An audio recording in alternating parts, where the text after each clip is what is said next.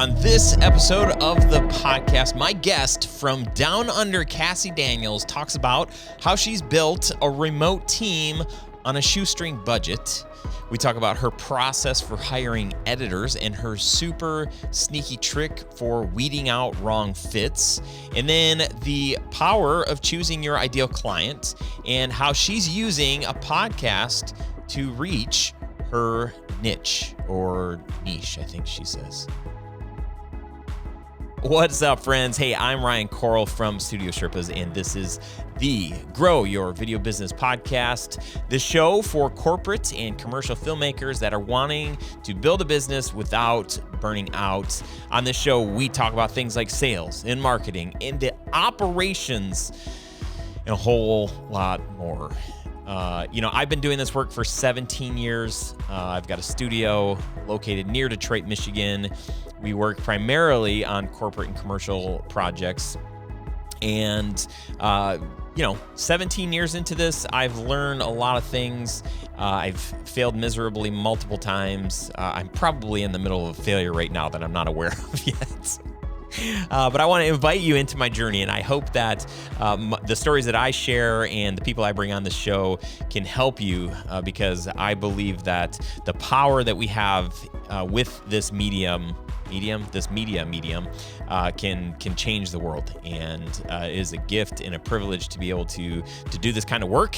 And for me, it is a gift and a privilege for me to be able to share what I've learned with you in hopes that you can really build something that's sustainable and that has massive impact whatever corner of the world that you are in. So today's episode, we talk a lot about marketing, niching, love the conversation around editing.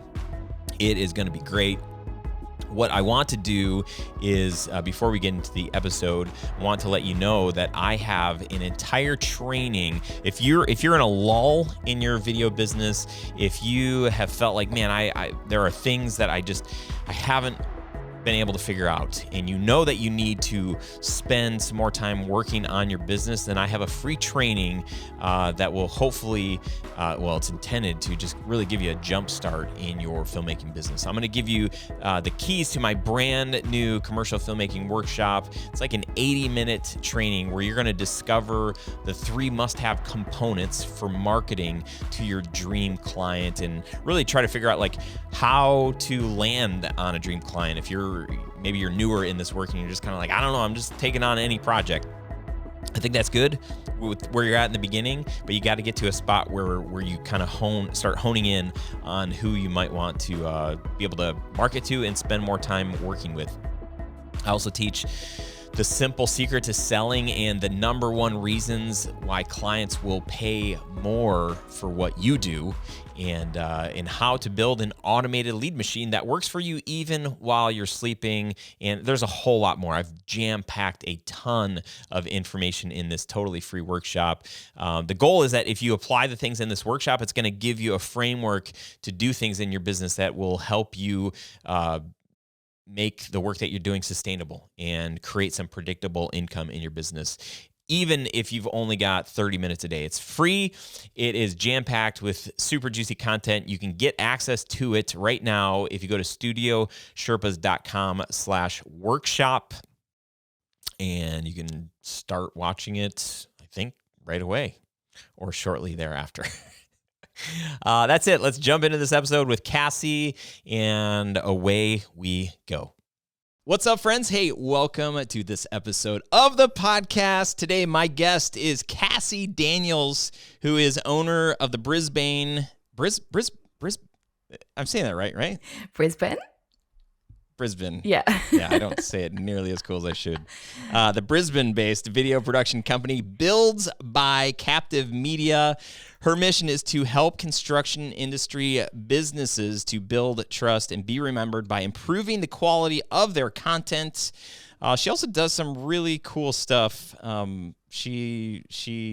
Actually, Cassie, I'm going to have you talk about your giveback program, which I just think is phenomenal. Cassie is amazing. She's doing really, really cool stuff, and it is a pleasure to have you on the show today. It's also a pleasure. You said earlier that this is like the first podcast that you've guested on, so this is incredible. Welcome to the show.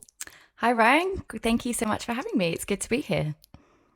So, first time on somebody else's show, my only advice for you is just don't screw it up, okay? I'll try. Try my hardest. So, if anybody out there thinks that they are really dedicated to their work, I just want you to know that where Cassie is at in the world, it is 4 a.m. in the morning that she is recording this with me. So she looks good, doesn't sound groggy, is just like ready to go. So well Highly done. Sorry if you were caffeinated. trying to hide that fact. No, that's good. So Cassie, tell me about your production business. What are you all about, and how did this journey start for you? Sure. That's a really good question. So, yeah, as you mentioned, we service the construction industry, and our mission is to help the industry to build trust and be remembered by improving the quality of their content. But it didn't always start out just servicing construction. I started the video production business about 3.5 years ago at the start of 2019.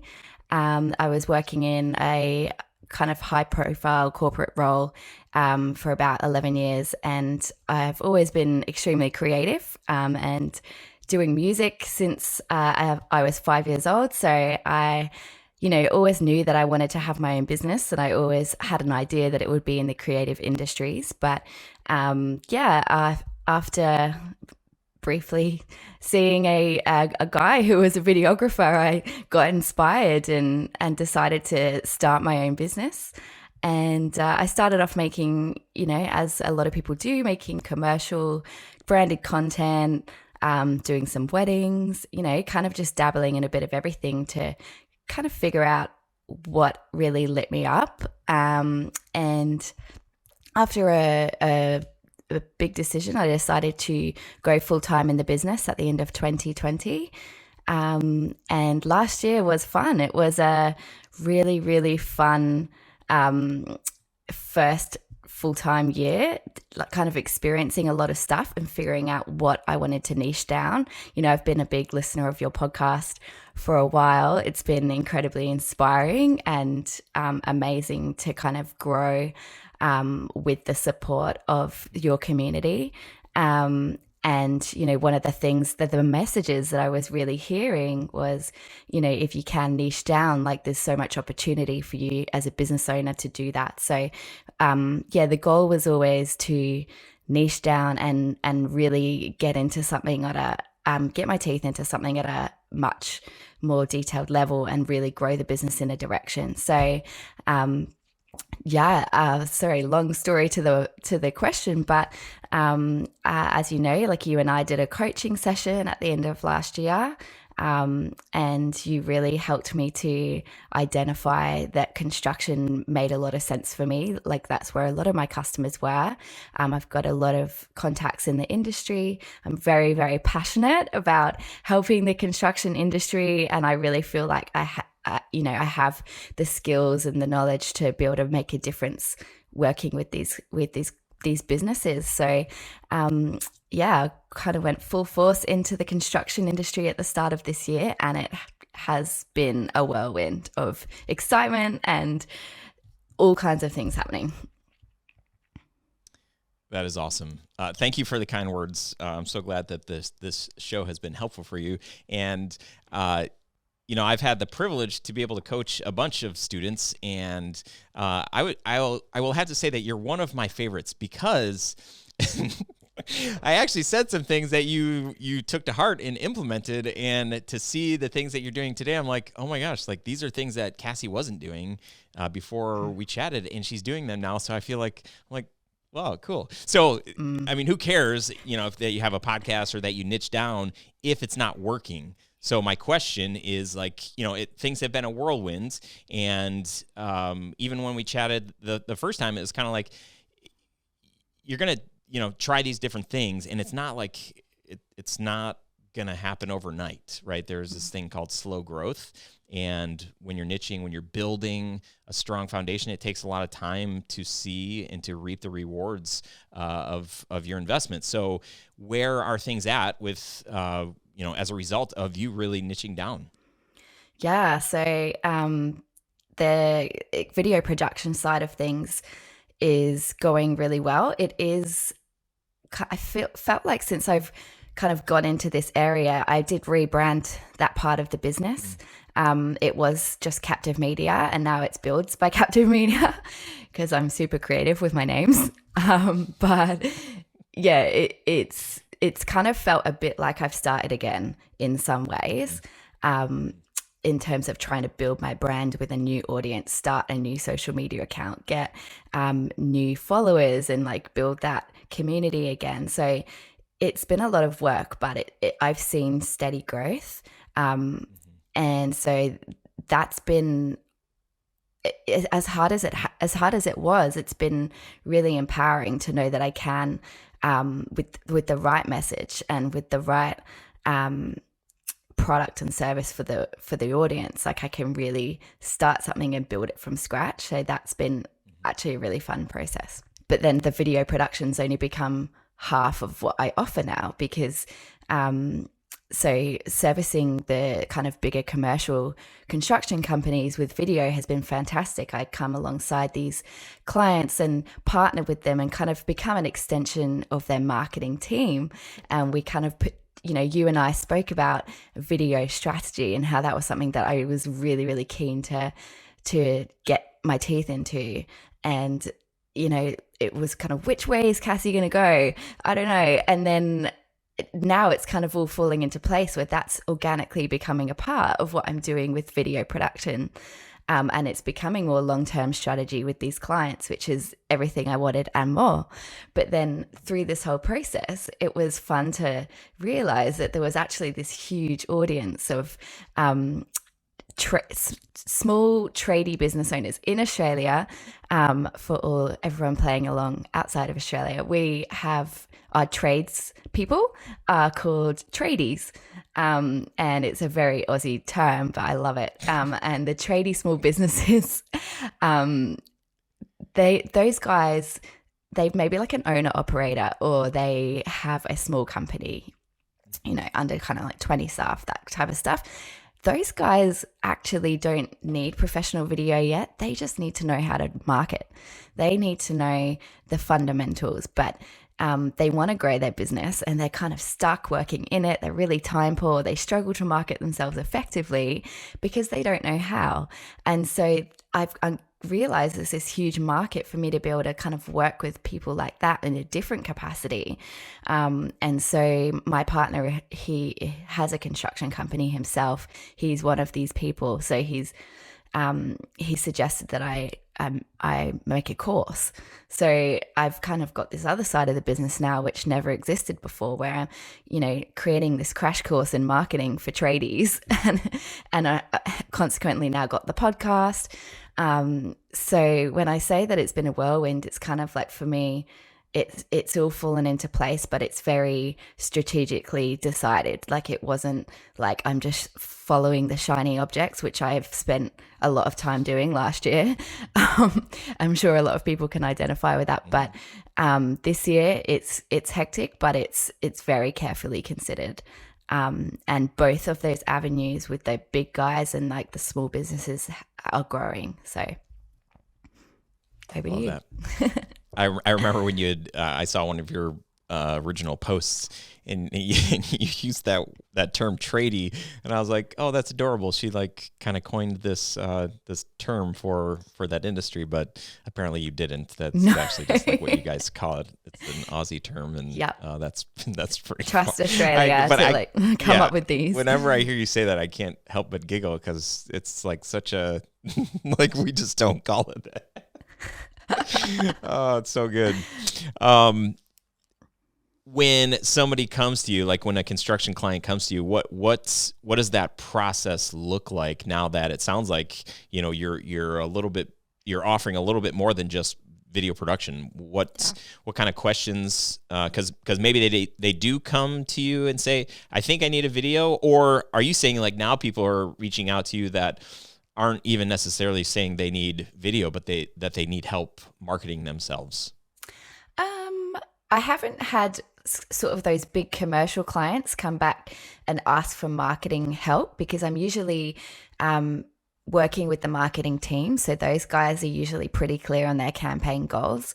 What tends to happen, and I am sort of still in the process of kind of creating this this long-term process for how this is going to work. But what's happened so far is I'll do some kind of like strategy meeting with them where we sit down and we look at their, 6 or 12 months of their marketing campaign goals. What are their challenges as a business? And then we look at all of their upcoming projects and existing projects that they've got going on. And then we just basically create a video plan around what assets and what types of things we're going to create, and try and squeeze as much content out of each shoot on site as possible. So I'm doing one of my biggest clients. They're building a brewery on an island just off of the coast of Australia in Brisbane, and we're documenting each stage of the build. And they're a big commercial builder in Brisbane, and they really want to focus on that kind of like building that excitement for this particular project over, and showing their customers, like their customer base, that they are trustworthy and capable, and positioning them in the market as this high-end commercial builder.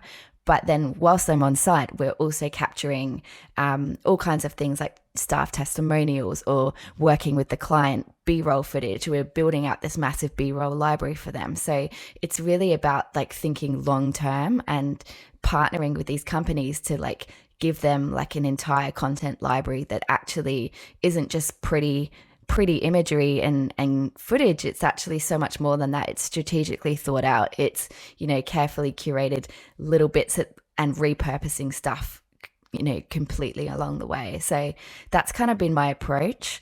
As I said, I'm really trying to work at documenting that and putting it into, making it easy just to like run that over and over again. But very much in the process. I love that. I think it's so good too when you're talking with clients and you're even using words like, we're going to squeeze as much as we can out of this, our time together. We're going to be able to repurpose. And I saw a recent story I think that you were doing, and you were talking about like, doing getting some lifestyle shots of some of the employees, the staff. And all that stuff is like, oh yeah, shoot, that doesn't take much extra time. We're here filming the before and the after, but hey, let's just grab some shots of the team, and that could be repurposed for a lot of other things. So even like helping your client understand the value, and letting them feel like you really are an invested partner coming alongside them, even hearing how you're describing what you're doing there by using those kinds of words, like that puts a client at ease when you give them a proposal that's a lot of money. If they feel like with that a lot of money is coming extra value, and they know that you're on their side, or they feel like you are, and that you're going to try to think through like what are other things, how can we really squeeze out the most value for them, so that it's a no-brainer for them to say like, yeah, we can't not, the other people that we kind of talked to, it just sounded like we were just going to get this one thing.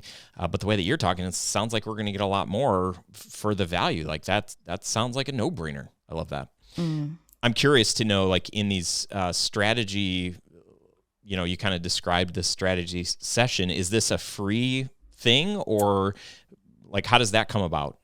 No. So I do charge for that, but I've only just started charging because I wanted to really make sure that the product that I'm delivering is obviously like hitting the mark.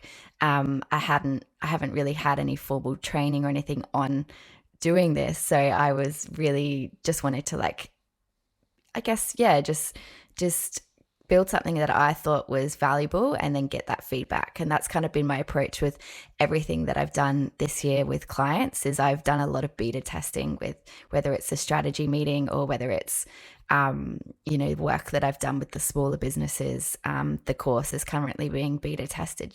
I really wanted to make sure that I'm getting that feedback. So yeah.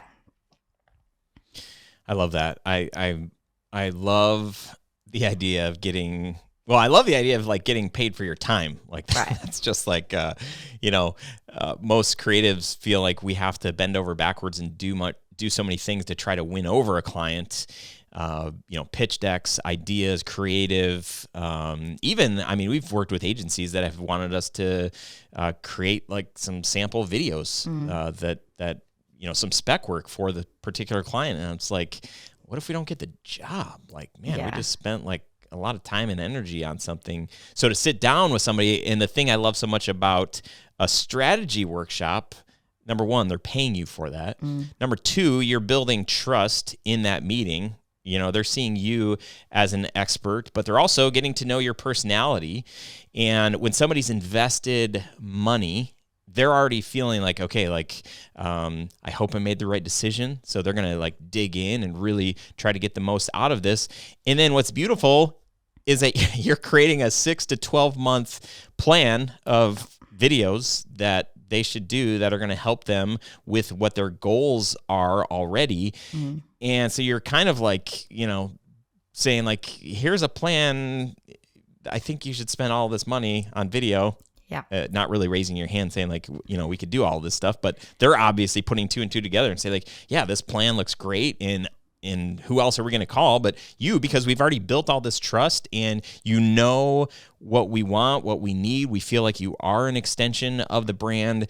It's like ingenious, getting paid for your expertise, building that trust, and then future-proofing, like, creating a lot of opportunities for you to continue working with said client. Yeah, that's so well said, and it's so true. Like, and it's also really fun. Like, I love like client relationships, and it's so much more fulfilling to me this year having these long-term partnerships. And honestly, like working with clients that are so much bigger than I ever imagined that I would be working with at this point. It's so fun, and you really get to know their business. You understand what their challenges are. You understand like the people in the team, like you get included in stuff. And then it's honestly, it's for me personally, I just much prefer this kind of arrangement than going, last year where I'd be going client to client, there would be like a lot of small businesses, and, it's working with so many people and having to constantly like generate leads and go into that. It's just, I think it's definitely a better option for myself. The other thing that is really, really cool that I've started doing recently is because these relationships take time to cultivate. You can't just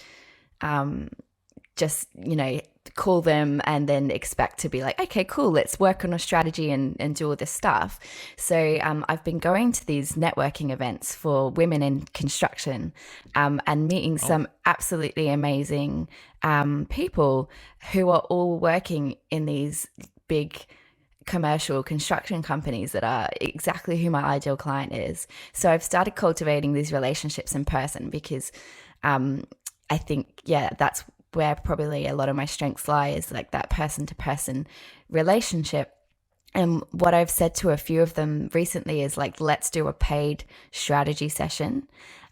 If you guys like my plan and you like what I come back to you, my recommendations, and we've got this partnership that we're looking at, then I'm going to do one video for free for you. And we're just going to see like the next step. It's not going to be a huge project, but it will be like a pilot video. Let's work together on something, small, and you can make sure that we're a good fit. For me, when I'm still like fairly new into this industry, so it just gives people that extra confidence that, okay, cool, like we're going to see how this works, and then we're going to go from there. And it feels quite good for me to do that. Yeah. That's awesome. You have a better heart than I. I was going to say we need to do another coaching call. Right. I was going to tell you, Look, stop doing that. This might not be forever, but for right now, like it feels good. Yeah, and I say that, and I'm half joking, but I will say, you kind of said it. not starting from scratch, but, jumping into a very specific niche. It feels like, you started your social accounts at zero. So it is like you're building something. And I always say, like, when you're first starting out in your business, like, you got to do free stuff. You got to figure out, like, what do you like doing? But then also it's a great way to build favor amongst the kind of people and businesses that you want to be working with. So it is very smart at the place where you're at right now. Now, I will say, if in 6 months from now you're still offering, free projects, it really just depends. Like, if it's like they're coming to your studio and it's it's a 30-minute like thing, and it's like the edit's like super quick, and so maybe it's a 2-hour investment on your time, and the chance of like you doing a bigger project with them, you've got like an 80% close rate or something like that. Then it's like, oh yeah, like that's a no-brainer. And obviously not everybody's going to hire you to do other things beyond that, but that's okay, because the majority of people that you are doing those for are doing, bigger and better projects. So I preface that to say, like, yeah, I think you're probably in the right spot to be doing that. So don't listen to what I said about another coaching call. And I was going to say, shame on you. That's all good. But with the clients that I've already got and I'm working with, like, it's also, I love delighting them with like little things like along the way, like little freebies. Like, if we do a shoot and I'll like edit out like an extra little social media edit for them that they haven't asked for, and just things that delight them along the way. Like, I really pride myself on like delivering this remarkable service, and that's one of my core values as a business. So if there's things that I can do that cost me little time and no money, like, and make them just like, wow, like, oh my gosh, we're never going to go anywhere else. Like, why would you not do that? I think it's awesome. Yeah, I love that. I love that about you. Share a little bit about your giveback program, since we're on the subject of all of the amazing things that you do. Yes, I joined 1% for the Planet last year, which is this absolutely incredible organization. It's run by Yvonne, I can never say his last name, but he is the CEO of Patagonia, and who started the brand. And he basically runs this, he has this brand, and you can become a member as a business, and you give 1% of your gross sales. You can give more than that, but you can give 1% as a minimum, and you're contracted to do it. And all of that money goes into environmental not-for-profits. I started the business originally because the reason I've always wanted to have a business is so I can make a difference in the environmental space. I'm very passionate about, helping, in the fight against climate change. It's one of the reasons I get up in the morning, is to try and make a difference in that space. So partnering with someone like 1% for the Planet was a no-brainer for me. And yeah, it's just, you can also donate 50% of your stuff as time. So you can work with not-for-profits and, donate your time creating videos and that kind of stuff. So there's heaps of options. That's incredible. And do you feel like that has put your business at risk? Like, do you feel like you've really felt the impact of that financially, and that you're kind of like, oh man, maybe we should stop doing this because maybe it's not worth it in the end? No, not at all. So, I mean, you don't even notice it, to be honest. And I know you've spoken about this before, but I've got the profit first system implemented in my business. So you just build it into that. So when you do your tap percentages, you make sure 1% of that is going out. So every time invoices come in, they get distributed, and 1% goes into that account. It's easy. Yeah. I love that. Yeah, it was kind of a softball. I knew that was probably the answer. But it's super genius. I love that. That is the thing I love so much about the Profit First model. If you haven't heard Profit First, Mike Michalowicz, I've got an interview with him on a previous episode. Maybe it's like 2 years ago, but really worth the listen. His book is great. It's called Profit First. And, his big suggestion is to kind of create these different accounts, tax account, profit account, savings account, operating account, and forget what the other account is. But in this case, if you have a give back program or something like that, or if that sits in your profit account, and we've been doing it, and it is exactly what you say. Like in the past, how we used to run our business and our bank account was we had a checking account. And that was like, so if we landed a big contract, say we got a $20,000 check, I'd be like, oh man, like we're flush with cash. Yeah, let's buy that new camera. Let's buy that new lens, new computer, whatever. We spend $2,000, $3,000, $4,000, $5,000, and then payroll hits, and then that's $12,000, and then it's like, oh shoot, we only have like $6,000 left in the account. Like, where did it all go? And then we had to pay contractors. Now we got $4,000, and it's like, oh my gosh. So immediately, like on a weekly basis, for us pulling those percentages and putting them in the accounts to where we know, like, hey, we've got tax. Oh, the other classic is like you get to the end of the year or to tax season, and it's like, hey, you owe the IRS, $8,000, $15,000, whatever it is. It's like, cool. Yeah, we budgeted appropriately, and it's in a separate account that doesn't get touched. We don't have to look at the operating account and think like, man, we've only got, $20,000 in there, plus we got to do payroll, plus whatever else is on like auto pay. It sort of alleviates a lot of that stress. And then, if you're proactive like Cassie is, you can actually do incredibly amazing things like give back, and for you to not feel the pain of like, wow, like, are we really going to give, if you wait till the end of the year and like, let's say you generated $100,000 that year, 1% is $1,000. But you get to the end of the year, and if you haven't been saving for that, it's like, man, do I have an extra $1,000? Like, it's going to feel a lot more painful at the end of the year than like throughout the year where it's like $80 a month. Like, seriously, you can't, pay $80 a month towards something that you really care about. So all that to say, Cassie, I commend you for caring about all of that stuff. Thank you for your example, and thank you for investing in our home. That's okay. No worries.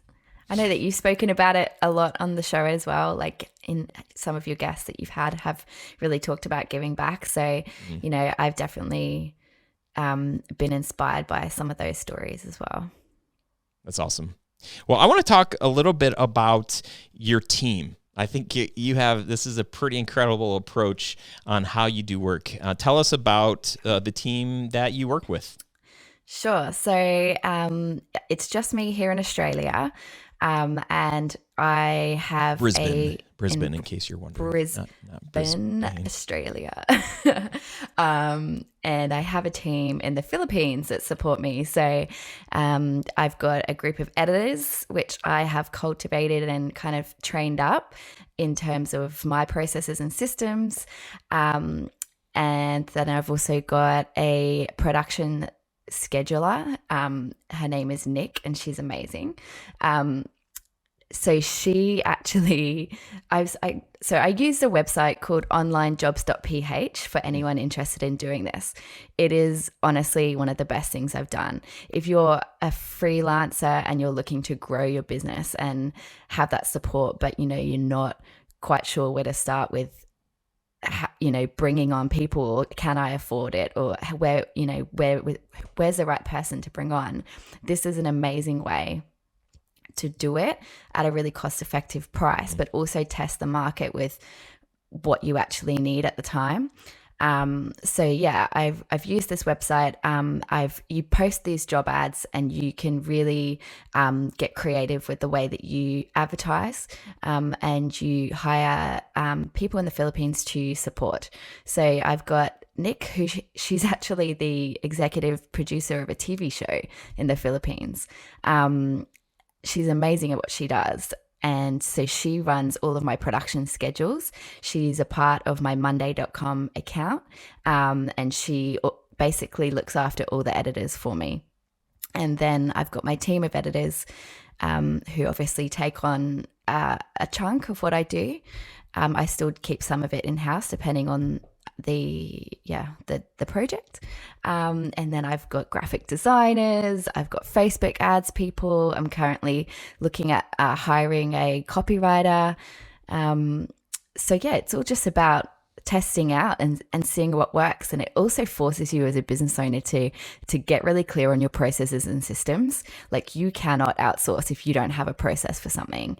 So it's super important, and it really, really pushes you into getting clear on that stuff. And that's only going to help you in the long run. So I highly recommend doing this for anyone who's considering outsourcing but not quite sure where to start.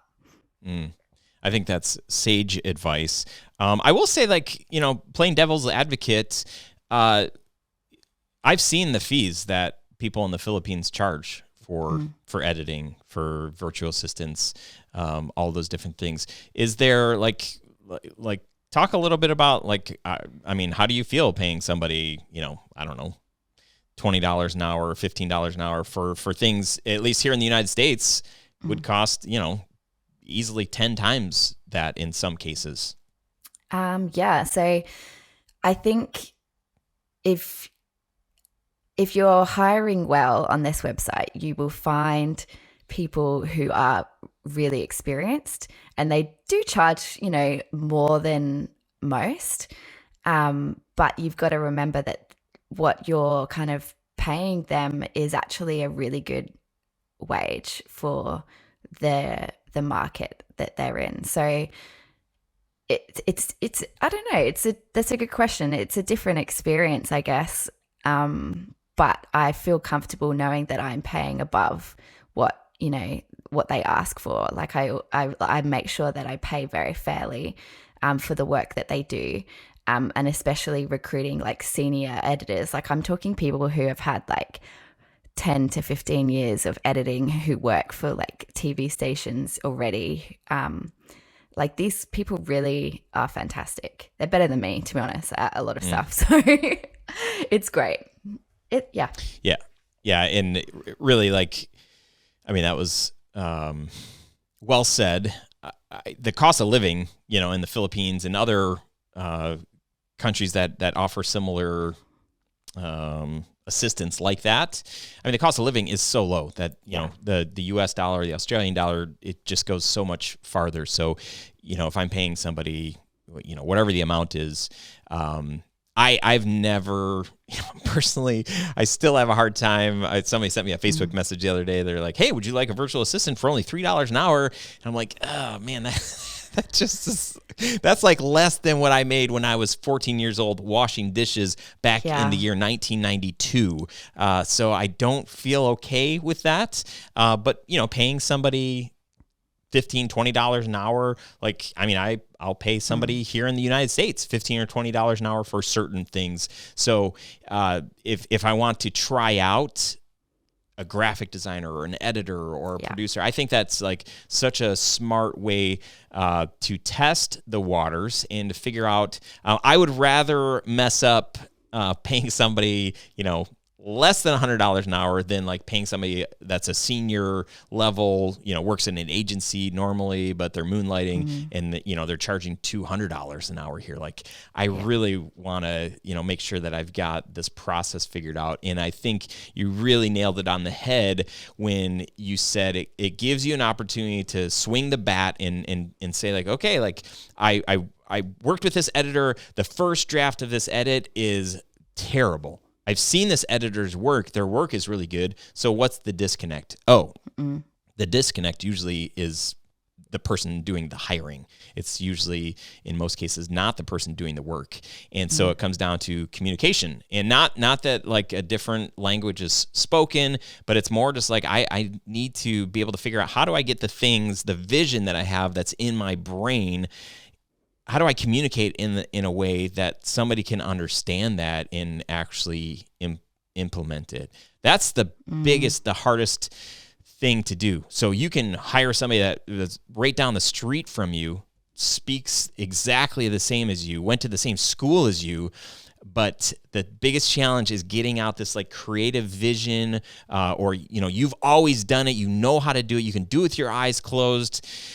But to get somebody inside your head, it's really, really hard. And it takes a lot of patience on yourself to do that. And typically what happens is we get frustrated. The things don't happen as fast as we want them to. So we get the first draft of the edit back. It's like nowhere close, but at least it's a little bit further along than had we done it. So we just take it from there. We'll finish it. You know, it's going to be faster for me just to take this to the finish line than it is for me to try to explain again, because I already explained it once. Like, what else is there to say? Like, I think that's a mindset and an attitude that a lot of us have, which is why, I posted in the Facebook group a few weeks ago, like, what's one of the things that you really want in your business? And 80% of the people said, like, I need an editor. Yeah. But a lot of those people have tried and they just can't find a quote unquote good editor. And I would say, like, it's not really that. These are probably good editors that you're talking to. You just don't know how to communicate and get your vision on paper or over voice or like wherever it needs to be so that person catches the vision. And then a lot of us don't have the fortitude to, go 2 or 3 or 4 drafts in to keep giving that communication until it gets right, because that's really where you're going to develop and get the best kind of people working with you, is when you take that extra, 3 or 4 revisions and trying to communicate and get to the bottom of it and allowing that person to understand, like, what the heck it is that you tried saying the first time that just wasn't understood, and it's not their fault. I think 9 times out of 10, it's not their fault. Yeah, I couldn't have said that better myself. Like, honestly, it's a process. You could have probably said it a lot shorter. I don't know. I'm a talker as well. Do you want me to tell you what my process is for, like, hiring? Yeah, sure. I think that would be great. Would that be helpful for people? So, obviously, like, it's called onlinejobs.ph, and you post a job ad. So in the job ad, I always lay it out in 2 sections. So the first section is what am I looking for? Like, what are the skills that they need to have? And the second section is the type of work that they'll be doing. In the second section, I always bullet point it, and I write in, because you'll get like, you can get like up to 100 job ad, like, applicants for these ads. So you've got to be really, so I say so much effort needs to go into the job ad to attract the right person and be really specific that they need to have advanced skills. In the section, I always write, and I hide it in the middle of the bullet points, where I say, in your application, please write in the subject line how many followers Captive Media has on our Instagram page. And I do that as a little test to see if they read it properly. And then when I get my applicants, I say, okay, who's read it and put the amount in the subject line? Great. I will read those ones, basically. So that's my little system. And then, like you say, it's absolutely critical that your communication is good with them and they understand what it is. If you've got processes in your business around your video brief, storyboarding, like, all that kind of stuff is incredibly helpful for a job. But I always do a Zoom call with the person to do an interview first. And then we do a Zoom call before each job, even if it's just for 10 minutes, to explain, this is the brief, this is what we've captured, this is what you need to be doing, this is the customer's vision. Record that, send it to them so they can go back to it during the edit and remember what was said, because I think often it's easier to go back and listen. It's easier to say it in words than it is to write it down. And then sometimes I'll run 2 editors at the same time. So if it's an important job and I'm not sure if 100% they're going to be up to it, I'll pay both of them to do it. And that might sound a bit counterproductive, but this isn't every time. But, if it's something that's really important, I think it's good. It's great. Get 2 versions of it, because it's something that you can afford to do, and see where their skill sets lie. I love that. That's really smart. Really good trick with the subject. But also, we've done something similar where we would hire a couple of different people, if they're both good, like if what you get, then you can, kind of add one more piece of value to a client and say like, oh, and guess what? Like we did 2 versions. Here you go. Take your pick. Yeah. And sometimes it's like, oh, wow. This is pretty cool. Absolutely. And the other thing is I always use proxies, obviously, for remote editing, but then once they get it back and I've reconnected, I'll usually make the final changes myself. So I do 2 rounds of revisions with them. One is for me to review it and send it back, and then the client's first review, send it back.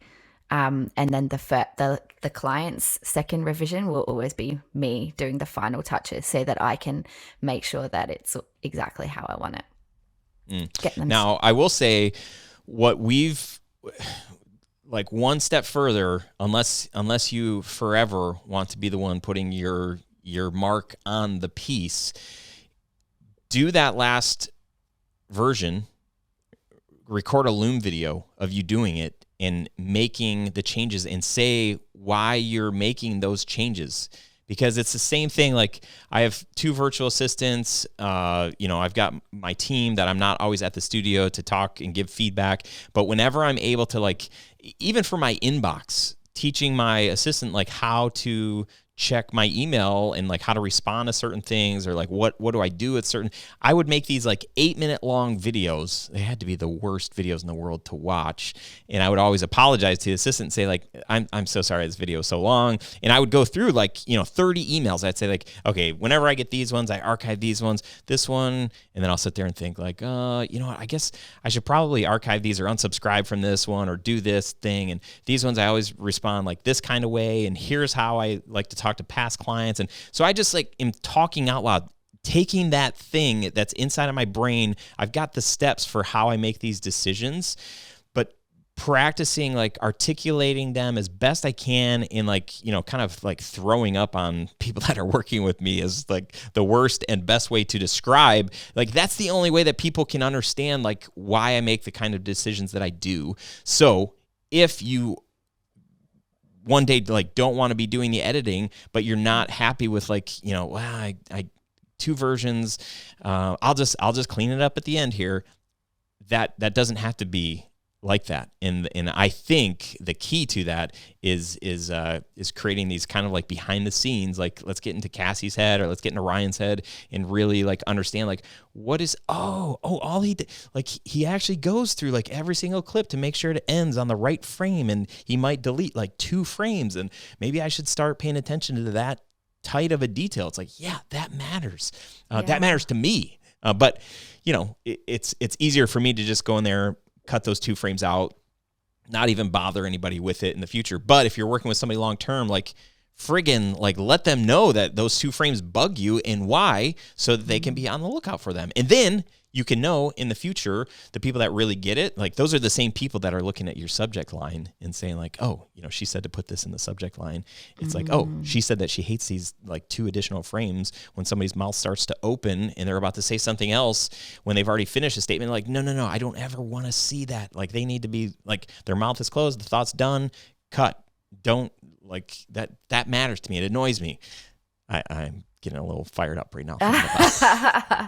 I think that is such a good idea. Like, I'm definitely going to use that. Thank you, Ryan. You're welcome. Well, what's next, Cassie? Like, I would say lots of new stuff for your business is still so new. I love how you are crushing it, but what's the vision for the rest of the year? Like, where do you see things winding up at the end of this year going into the following year?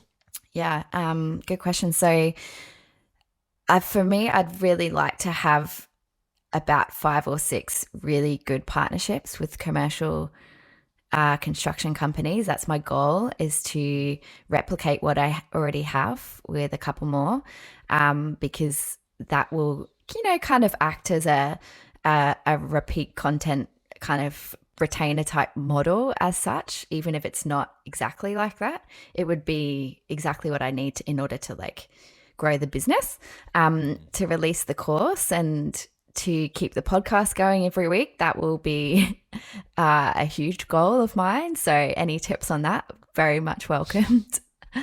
And yeah, like you say, just kind of build the brand and just become a bit more known in the industry is, I guess, key. I just want to keep growing it, but also, you know, keep the main thing the main thing. Now that's kind of identified, like not try to go off on too many other tangents. Yeah. You know how it is. You get excited by a million different ideas, and yeah, just kind of sticking to what's working. That's great. So I think the podcast, I love that you have this podcast that's for tradies. It's called Market Your Tradie Business. Yes. I think that's so interesting for a lot of people. And at our most recent Onward Summit, we had a woman, Kathleen Shannon, incredibly gifted woman. Branding, marketing is her specialty, and she recommended it to everybody. She said, you should have a 6-episode podcast for your target audience.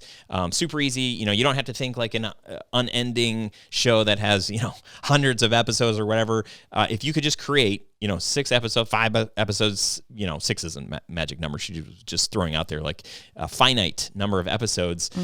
That would educate your target audience. Huge. Amazing. So I will give that to you and just say, hey, like, it doesn't have to be an ongoing show. Like, if you can, kind of cover the big pain points for your niche and cover them well, like that should be enough. I'm curious, what is on your episodes, like, what's the call to action? So if I'm a tradie and I listen to this show, like, oh man, this was really good information. Where do I go next? Like, what is the thing? So I've got a wait list for the course that people can join, which is my current call to action. And the incentive to do that is that they go into the draw to win it for free when it launches. I've also got a couple of lead magnets that I'm running at the moment, but which are just, content ideas for construction. A lot of people, they think that social media is the silver bullet that they've been looking for. So kind of like really focusing on what they think they want, and then building some like leads generation around that. So yeah. I love that. And then what's your hope by the end of this year? How many people do you hope have joined your list, have downloaded either your lead magnet or have hopped on the wait list for this course? Well, the course will hopefully be out in August. So I would, be absolutely, if anyone buys it, I'll be happy, to be honest with you. But that's a really good point. I should set some KPIs and some goals around that. I haven't yet, but I'll just be happy if there is uptake of the course, if I'm getting good feedback from the beta testing, if people are saying that it is giving the value that I hope, because if it's not hitting the mark, then obviously I've got more work to do. But yeah, that would be amazing if people were getting that value out of it. And the target audience is super time poor, and they don't have a lot of investment capital in terms of their time. So if the whole idea is for it to be short and sweet and easy to digest. So I'm hopeful. Yeah, that's great. Super smart. So where can people, I know that people will inevitably say like, man, I want to kind of hear the format. Like, what is she doing? What does that look like? What does it sound like? Where can they find it? So the podcast is available on Apple Podcasts, Spotify, some other platforms that I've never heard of. And I would love for you to come and have a listen. They're short and sharp episodes, 5 to 10 minutes long. You can find the podcast on there, or you can, definitely check me out on Instagram on Builds by Captive Media. Send me a DM. I'd love to say g'day. I love it. And if you're from the U.S., you would love to hear Cassie say g'day. That's like the coolest thing. Last thought here. This is a shameless plug here, but you did invest in the video blueprint method. Yeah. Would you recommend that? As we're talking about doing workshops, sitting down with clients, building trust, positioning yourself as an expert, actually selling that as a service prior to somebody, hiring you to do video. How has that been helpful for you? Has it been helpful for you? And is it something that, I obviously, it's impacted my business over the last 6 years. We've done dozens of workshops, have made thousands of dollars from the workshop itself, and it's led to, well over $1 million in production business for us. So it's easy for me to say like, oh, buy this course where I'm going to show you how to do this exact thing. But for people like you, it's like, oh, okay, like Ryan's teaching me how to lead these workshops. Has it been helpful? Yeah, it definitely has. And I think when you're a solopreneur, it can be scary to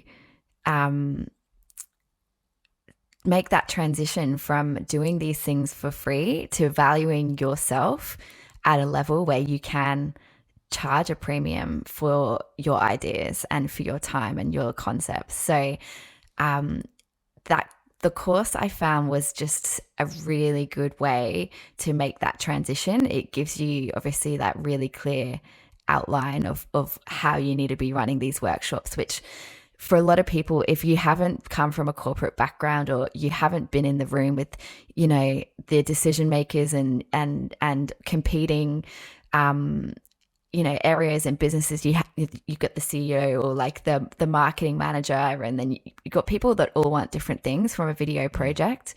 And it can be quite intimidating if you haven't done that before. So I think for people that need that kind of like guideline of how to run these workshops, it is an absolutely fantastic tool. And yes, I've definitely seen huge benefits. That's awesome. Cool. Thank you for the little commercial. That's okay. Did I get it right? Was the script right? I'm kidding. Totally. Yeah, no, I'm glad I sent the script beforehand so you could nail it. Yeah, no, really appreciate that. Cassie, this has been so fun. I'm so glad we got to have this time together. Where else can people follow along with what you've got going on? Yeah, pretty much I'm most active on Instagram. So Builds by Captive Media, and on LinkedIn as well. So I'd love to connect. Please reach out. Good day. Okay. Oh man, I'm such a child. Any last words, encouragement for our audience? I mean, you're one of us. And anything that you would like to say to just encourage the people that just maybe feel alone, feel like they're in the grind, feel like, man, I just can't get on top of this business. I don't have the time. Like it's hard. It's not where I want it to be. Any advice or any last thoughts here? I would say I felt like that a lot last year. I felt very stuck and directionless because I didn't know what I wanted to niche down in. And I understand how it feels when you're just like, oh my God, like, what am I doing? Where am I going? Like, but find something that you are passionate about and do what lights you up. And if you focus on that, like, I feel like everything else will fall into place. Yeah, that's great. Really, really good. Cassie, thank you again. I'm excited to see your business continue to flourish, and just excited for you to launch this course, meet your goals, and just keep doing great things in the world. I appreciate that. Thank you so much for all that you do, Ryan. It is, you've been such a big part of my journey in my ears every week for the last 2 years. So the work that you do really does make a difference. Oh, thank you so much. All right, I'd love to hear what you thought about this episode, specifically about how to hire an editor segment. Was that helpful for you? Do you currently hire editors? Do you maybe you have a full-time editor, or maybe you have contracted editors, or you just haven't gotten the courage to do it? Because it's a big deal. Like the editing, like it's so near and dear to our hearts, especially when we begin. And just curious where you're at in that process. And if you haven't hired somebody yet, Is that something that you want to do? And if so, what is holding you back? Leave a comment in the chat. If you're watching this on YouTube, leave a comment there. Hey, and if you enjoyed this episode, or you're just a fan in general of the show, would you do me a favor and take a screenshot of your phone or your screen or wherever you're watching or listening to this, and send it to someone that you think would enjoy it? I would be super grateful if you did that. And if you need anything, if you need anything, feel free to reach out to me. We also have a free Facebook group that you can join and meet hundreds of other filmmakers similar to you, not just like you, but I guess maybe just like you in some ways. You can get access to that group if you go to studiosherpas.com/community. Follow us on Instagram at Grow Your Video Business, or I'm at Ryan Coral if you want to see my personal shenanigans. I don't post tons of business stuff on there. Should I? I don't know. I love chatting with myself here. It's so fun. Anyway, I appreciate you. Thank you for listening today. I hope this episode was delightful for you. And guess what? I'll be back next week. And I think you're in for a super cool treat. I think my friend James Woody is going to be on next week's episode. If not, then it's me, and then it's James Woody. He's coming soon. Super, super cool dude. And this is going to be an episode you're going to want to watch, because he's got the coolest hair and the coolest mustache. So, I mean, why wouldn't you come back for that? You know, it's like, Anyway, hope you're amazing, and we'll talk to you real soon. See ya.